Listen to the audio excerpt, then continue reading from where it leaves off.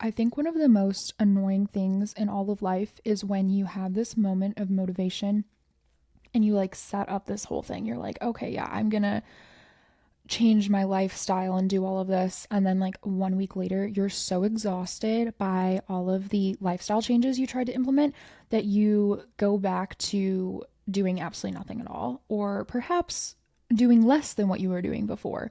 You tried to change your whole life. And that is a cycle I found myself in so much. I'm not even kidding. I would get so pumped about, like, oh, I'm going to work out, I'm going to do all these things.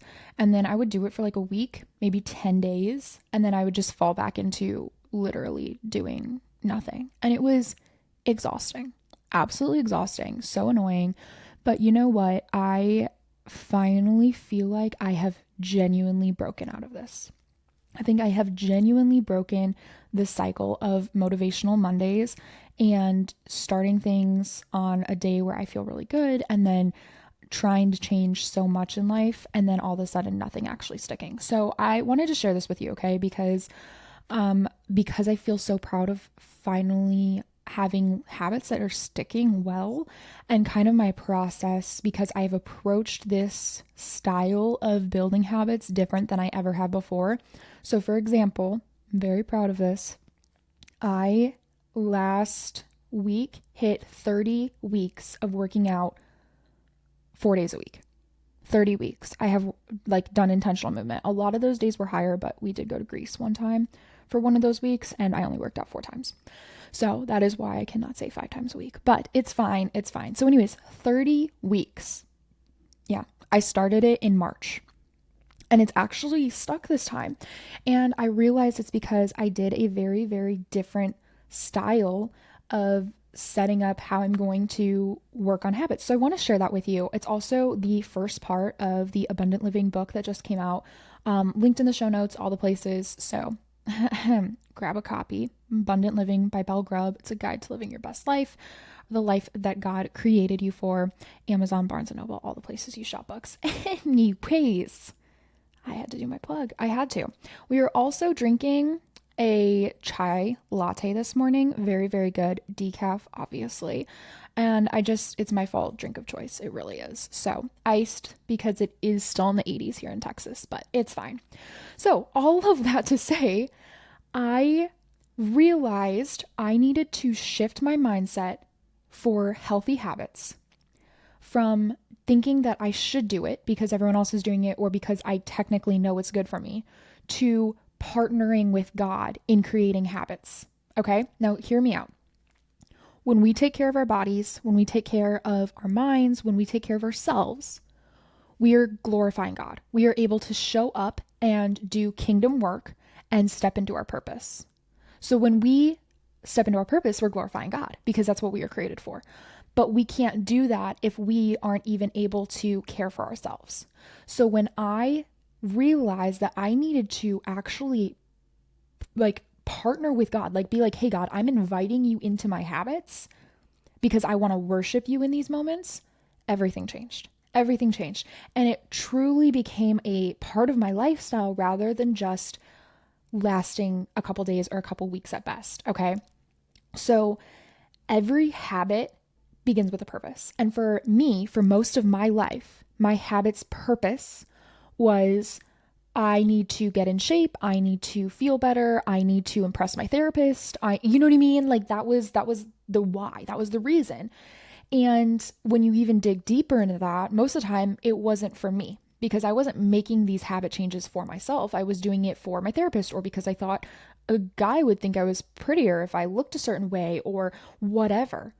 Or I wanted more compliments on something or I wanted to appear put together. So when I realized that I had to adjust my reason for a habit, instead of just checking something off a to-do list, it had to become a way to glorify God. Okay? That had to become my reason, my why. That was my purpose. So when I invited God into my habits and I started praying over my habits, not praying that I could achieve my habits, but praying that God would guide me to what is best for my body, soul, and spirit. Because ultimately, we're stewards of the gifts he's given us, of the time he's given us, of the skills he's given us, all of those things. So I might think, you know what, I should be waking up at 5 a.m. to go to a cycling class. And God's like, you haven't even spent time with me yet at 5 a.m. And you're trying to fit in all these things that honestly aren't going to feed you as much as like time with me would feed you. So, all of that to say, I kind of had to realize that I needed clarity in not just my reason for the habit, but the habit itself. Why was I trying to do certain things? Why was I trying to wake up at 5 a.m.? Why was I trying to fit myself into certain boxes that I thought I should? And then when I finally surrendered that I knew what was best for my life and I knew what I needed, and I finally partnered, I love that word, partnered with God, brought him in and allowed him to lead in those ways, I was able to realize, you know what, the first thing I need to be doing when I wake up is spending time in the Word. That needs to be the priority. But when I would watch all of these 5 a.m. morning routines, they're all like, oh, you got to start with protein or working out and then protein and like all of this stuff. So adjusting your purpose, partnering with God in prayer, all of those things was my first kind of moment of realizing, okay, we're going to go into this round of trying to update and live an abundant life in a different way. So then from there, I realized that the big changes often fail because they're so overwhelming. And what we do is we take our current selves, who we are now, and we try to force our present self into what we want for our future self without allowing any growth. Okay, so just for like a good example, we're trying to make a 12-year-old do something that a 30-year-old should do, but we're not allowing them to have the experience of, what would that be? 18 years. There we go. Ooh, math. We're not giving them the 18 years. So the same way, you're like, you know what? I know my abundant self, the human I was created to be, the person God created me to be, should be able to lift weights and go on walks and move their body well and drink all this water, have all this food, all these things. I know that about myself. I know that's how God created me to be sustainable and healthy and all of those things. But we decide like that, like just flipping a switch, that we're going to make all those changes. We haven't allowed ourselves to grow. And that growth period is so important because sustainable habits are built little bit by little bit. And I even feel like that's scriptural because it's very similar to planting seeds. And it says, Galatians 6:9, let us not be weary in doing good, for at a proper time we will reap harvest if we do not give up. And I've always looked at that verse as evangelism. Like, oh, I need to not be weary in evangelizing to people because I'm going to reap the harvest and like so many people are going to be saved and all this stuff. But the word there is actually doing good. And it is good to worship God through the life that we live, the lifestyle, taking care of ourselves. So if we want to reap the proper harvest, which to me is being able to glorify God by showing up in all aspects of my life in a good, healthy way, I've got to not be weary in doing these small steps, in building these habits. So I really want to emphasize to not underestimate the power of small, consistent actions. I mean, even spending 10 minutes a day on a new habit, that will compound over time. And the next thing you know, you have this really incredible new routine that you didn't know. So starting small is so important. And another thing that I've really, really loved is that it's one part of your life at a time. That's what I've had to do.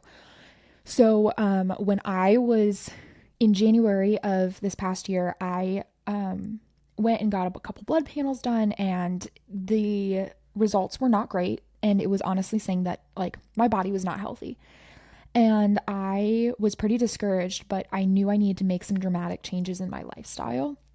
So I started with the food side of things, and I was like, okay, I'm going to really get good at making decisions to nourish my body in ways that I'm proud of. So that's what I switched everything. I focused on that, and it was great. And then I obviously waited 2 months. I did January and February just focusing on the food side of things.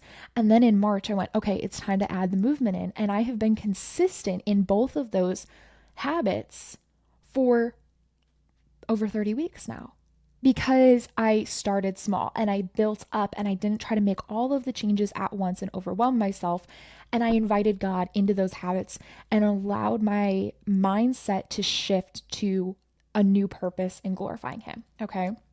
So now that that's kind of happening, you also have to remember, and we touched on this briefly right before, but it is crucial that your habits align with your core values as Christian women, okay? Because we want our habits to reflect our faith, to honor God, and help us live in a way that ultimately glorifies God, right?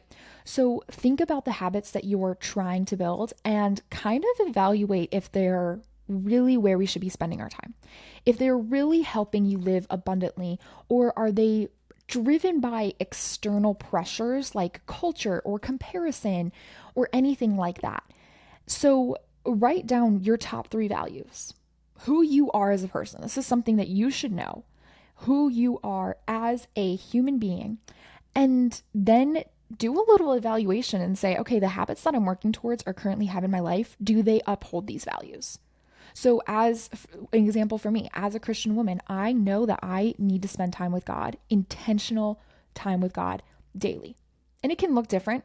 Sometimes it's in really deep prayer. Sometimes it's in a Bible study. Sometimes it's in worship. Sometimes it's a combination of all 3. But no matter what, I need to spend time with God. So that has to be an absolute core value that I need to make sure I'm showing up in. That's one of the main habits I have to show up in. So that's really helpful. If you still feel yourself kind of slipping or failing at any of this, and you are aligned with your habit is aligned with you, and you've started consistently, something that can really, really help is finding a friend or family member or even an online community. So I would love for you to reach out to the Inspired Lady Instagram and let me know. Let me know if you feel like you need a little bit of accountability, because Proverbs 27:17 actually says iron sharpens iron. So one person sharpens another. We need each other for encouragement. We need each other to hold each other accountable in all aspects.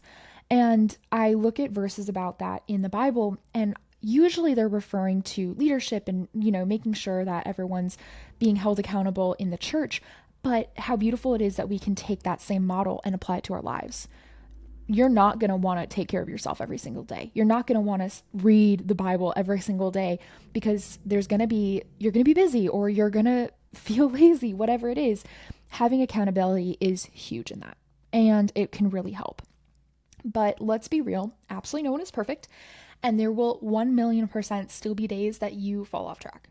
But what's so amazing is that God's grace is sufficient. The same way we invite Him into building a new lifestyle and living abundantly, we also get to invite Him into the bummerness of not hitting your goals, of failing at some days. Like, we get to invite Him into that. And it's all about just having each day be a chance to kind of start afresh. I always love the saying, I may fall back on my habits one day, but my goal is to make it not 2 days in a row. That's not the actual saying, but it was something like that. Like, try not to miss your routines or habits twice in a row. You can also have version A, which is the days you're thriving, everything's going pretty smoothly, you're doing good. And then version B, where it's maybe, today's a little bit harder, today's a little bit more exhausting, so I'm going to have a backup routine where we're just going to do the non-negotiables today. But overall, sustainable habits are not about perfection. They're about that persistence. They're about not growing weary when you're planting those seeds. So don't be discouraged by the setbacks. Don't be discouraged if there have been times in your life where maybe you've pushed forward and now you feel like you just keep cycling backwards.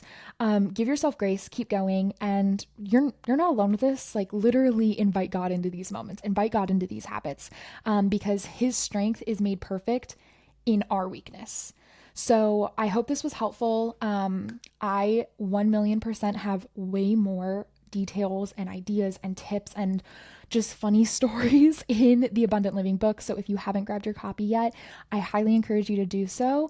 And I cannot wait to just hear all the things you have to say about the book and literally DM me and let me know if you're reading it and what you're loving. So I hope this helped and love you lots.